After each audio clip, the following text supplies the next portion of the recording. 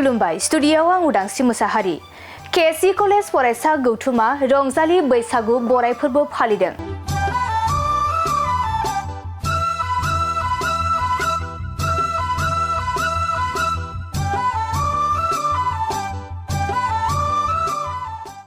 रंजालि बैसागु फोरबोआ सफैथारबाय। गोबां फरायसालि फरायसालिमाफोरा बन्द जानायनि सिगां बे साननैसोआव बैसागु बराय फोरबो खुंफुंनायफोरखौ नुनो मोनबोगासिनो दं। बेबादिनो दिनैबो कक्लाबारि साफागुरि फरायसालिमानि फरायसा गौथुमनि बानजायनायाव फरायसालिमानिनो गेवलां फोथाराव समायना रमायनायै रंजालि बैसागु बराय फोरबोखौ फालिदों।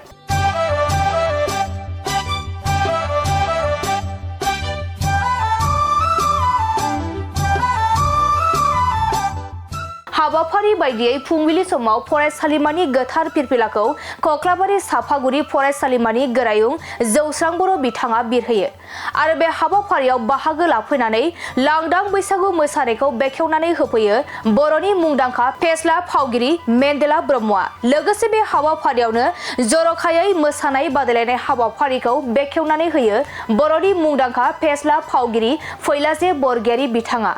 बे हाबाफारियावनो बर' थुनलाइ आफादनि बारग' नेहाथारि गबिन्द नार्जारि, 22 नं कक्लाबारि बियाबनि एमसिएलए मन्टु बर', सिमला केसि मिउजिक स्कुलनि गोरायुं सन्तोष गयारी आरो हारिमु समाजजों सोमोन्दो गोनां गोबां सुबुंफोरा बे बैसागु बराय फोरबोआव बाहागो लाफैनानै हाबाफारिखौ जाफुंसार होफैयो।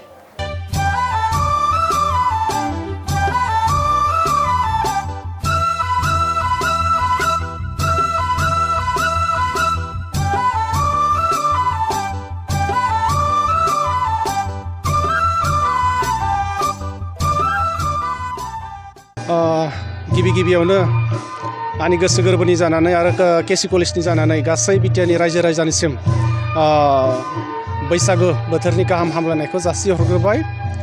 दिनै जोङो केसि कलेजाव गिबि खेबनि थाखाय देग्लायनिफ्राय जोङो रंजालि बैसागु फोरबो फालिथायखौ जोङो खुंदो आरो बे दिनैनि बे जिथु रंजालि बैसागु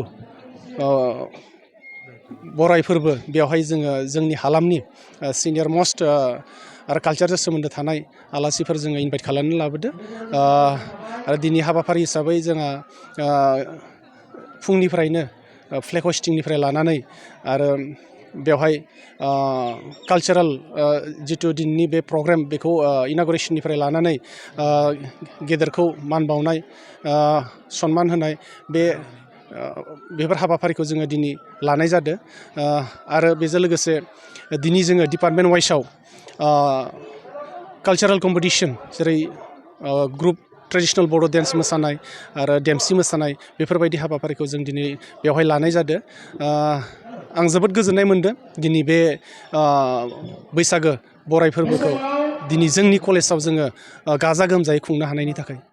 दिनैनि बे जिथु रंजालि बैसागु बराय फोरबो बे प्रग्रामखौ खुंनायनि मेन जाहोनानो जाहैबाय जाहाथे जोङो बे यां जेनेरेसन्सफोरखौ युथ्सफोरखौ दिनै कालचारेलि एवेयारनेस खालामनो हानाय, गाननाय जोमनायनि सायाव एसेबाबो एवेयार खालामनो हानाय आरो बे जाहैबाय मोनसे कमन प्लेटफर्म जेरावहाय ज'हाय दा जों दिनै नुनो मोन्दों बयसफोरखौहाय माने जिथु जोंनि बड'नि गामसा आर'नाइ बेबायदि ड्रेसफोरखौ माने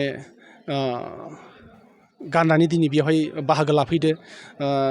बिसोरनि जिथु बे ड्रेसखौ लानानै दिनै बेखौ गाननानै जेरैबायदि गोजोननाय नुदो, रंजानाय नुदो बिसोरनि मोखाङाव। स' बेफोरखौ लानानै आं दिनै जोबोद गोजोननाय मोन्दों आरो बेनो जोंनि मेन थांखिया जाहाथे जों बर' हिसाबै जोंनि जिथु ट्रेडिसन कालचार बेखौ फोथांना लाखिनो हायो आरो दा जिथु नै साननैसोनि उनाव जोंहा बैसागोआ फैबाय दङ। स' बेखौ लानानै दिनै जोङो एडभान्सै बे दिनैनि प्रग्रामखौ खुंनाय जादों। मोनसे गोजोनथाव खौरां, क'क्राझार सहरनि जेडि रडजों नांजाबनाय सुदेमपुरि गांजेमा बाजाराव थानाय आइ आफा मेड लाइफ बिएम हस्पिटालाव बेराम सोखानो हानायनि गोबां खाबुफोर दं। जेरै नोंथाङा आइ आफा मेड लाइफ बिएम हस्पिटालाव गासै समावनो इमार्जेन्सि डक्टर्सफोरखौ एभेलेबल मोननो हागोन आरो बेयाव medical laboratory, pharmacy, paediatrics medicine, gynaecology, radiologist, surgery, dental, cardiology, gastroenterology, urology, dental X ray, play area, X ray, sonography, OT, थामहिनबा ऑपरेटिंग थिएटर, आईसीयू आरो एनआईसीयू, पीआईसीयू फोरनि डक्टरफोरा एभेलेबल दं। लोगोसे normal delivery, C sections, gall bladder stone, kidney stone, appendix आरो हार्नियाफोर बेराम जानायफोरखौ अपारेशन खालामनायनिबो सुबिदा दं। आइ आफा मेड लाइफ बीएम हस्पिटालाव सप्ताफ्रोमबो फार्मासिजों लोगोसे लेबरेटरि आरो सप्ताफ्रोमबो इमारजेन्सि सार्भिसजों लोगोसे 24 घन्टा जेब्लायबो खुलायै थागोन आरो बेयाव लांलाय लाबोलाय खालामनो थाखाय एम्बुलेन्सनि सार्भिसबो थागोन। बेनिखायनो ओनसोलनि सुबुंफोरा बेराम आजारफोरजों भुगिनानै दंब्ला क'क्राझार सहरनि आइ आफा मेड लाइफ बीएम हस्पिटालाव फाहामथाय लाफैनो हागोन। लोगोसे नोंथाङा 9101655430 एबा 8822688026 बे जानबुं नम्बरनि गेजेरजों थोंजों कल खालामना आबुङै खौरां लाहरनो हागोन।